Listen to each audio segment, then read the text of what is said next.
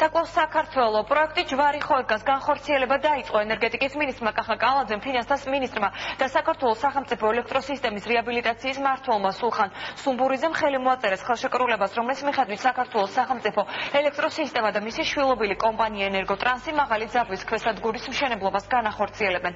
პროექტის მიზანია დასავლეთ საქართველოს ელექტრომომარაგების წყაროების დივერსიფიკაცია. პროექტის საერთო ღირებულება 50 მილიონ ევრო შეადგენს და ის 2016 წელს დასრულდება.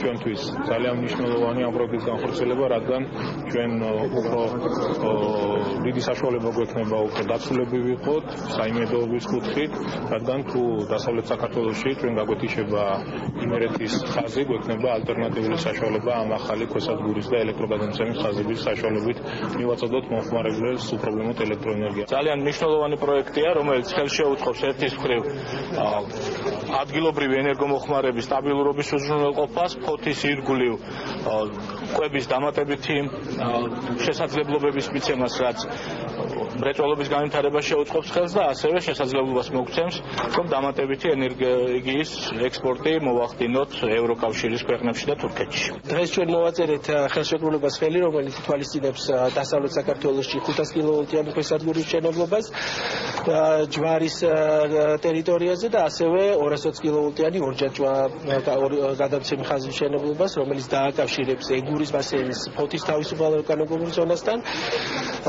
ამ პროექტის დასრულების შემდეგ, რომელიც იგეგმება 2016 წელს, ჩვენ შევძლებთ, რომ ეგურის ბასეინიდან გამოვიტანოთ გაცილებით მეტი ენერგია და ფოთის ტერიტორიაზე თავისუფალ ეკონომიკურ ზონის ტერიტორიაზე ჩავიტანოთ.